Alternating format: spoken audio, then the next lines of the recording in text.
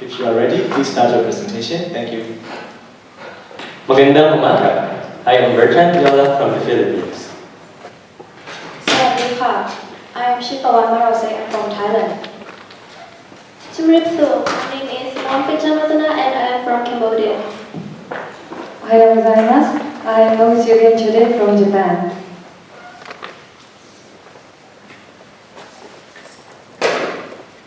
Our vision is focusing on the access to education. So for Asia in 2040, we envision to empower the Asian provincial students with access to education by utilizing their untapped resources and building sustainable communities that promotes love for the environment. Goal of 2040, to build model community-based lifetime education system in the provinces of Asian countries. We want to establish new education system with first, 2040 micro schools, second, integration of virtual network of schools, third, schools composed of all local resources including natural and human resources. So our vision relates to SDGs and 5Ps. So our main 5Ps is the Ps relate to SDGs number 4, quality education, and 10, reduce inequalities. And also relate to people and planet, and the last one, prosperity. What is the state of education in Asia now? Current issues. First, level of education. So this is related to inequality problem in Asian countries. So students in Asian countries, we have to take extra classes and also cram schools. So for those who cannot afford to pay money for those extra classes or cram schools, they cannot get higher education. Second, undeveloped infrastructure. Third, economic and regional inequality. So this is because their family has low income, so the children cannot go to school. Second, it is also about child labor. Those children, they have to work for the money. Okay. And the next one is the current issue in Thailand. As you can see, 91% that can go to primary school, but after that, only 35.3% go to the higher education. And this chart also show that education that including urban area and rural area. So Bangkok as a capital cities can get the highest charge. It means if rural area doesn't have the good quality education, it can affect to the whole country. So this is the current issues in Cambodia, as you can see over there, the child labor chart. So only 1/3 of children aged from 5 to 17 years can engage in working or child labor. So they cannot engage in school work because they have to work like in agricultural work. And this graph over here, you can see that Cambodian children and also students, they migrate to the city because they want, like their family and children, they want to come to the city to find work instead of like learning or getting education. So this is, we can see that only 13.3% can get the actual education. As for the Philippines, we can see here some statistics on the reasons why most children go to work. It is mainly because they have to help their farm and that they need to supplement the income of their families. So what can we do to solve this problem? We can build eco-school. Eco-school is a school which free local education can be taught. Eco-school can have access to technologies and the materials can be used from local available resources, and the students who are going to eco-school can have scholarship and exchange programs.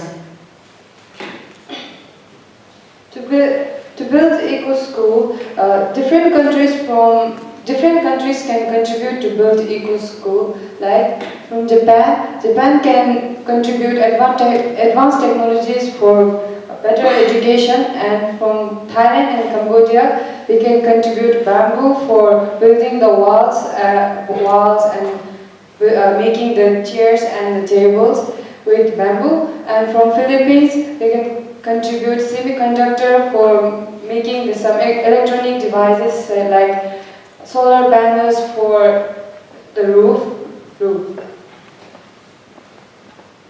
And this is a kind of children that the reason why we want to build a eco school so they can get the equality education. Example, homeless, distance, orphans, and child labor.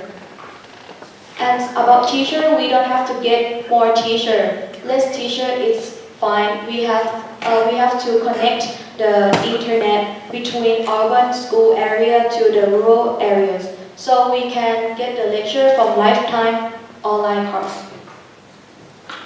Our curriculum would focus more on the community-based resources.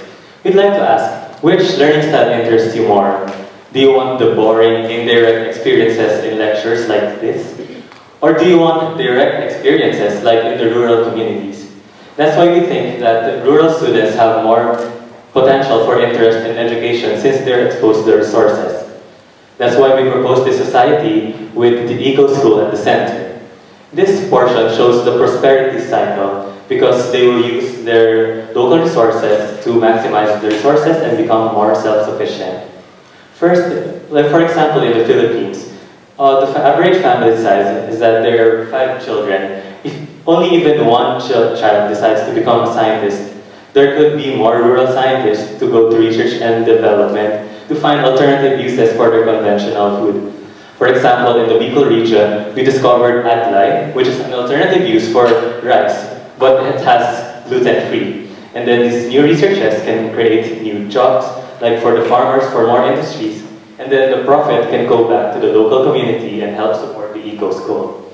As for the national level, the rural students will go to the centralized eco school, while the urban areas can provide technical assistance from professors, such as scientists.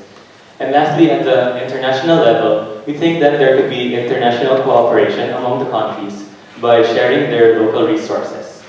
And we think that with this, we can even out the urban development and reduce the discrimination. So this is the general education, so we'll be focusing more on scientific subjects that can help contributing in STEM areas like science and mathematics and engineering after they finish high schools. And then we will be focusing on robotics. So there are robots programs, like students can learn more about robots so that they can realize, the students are given the chance to realize their potential, like a wide or broader future. And also programming is related to creating apps, which is really important in the future. And also e-learning is really important. Students have to do e-learning and learning online. So the knowledge is all over the world, so they can get the knowledge very effectively. So let's give equal education to children for a sustainable world. Thank you for your kind attention.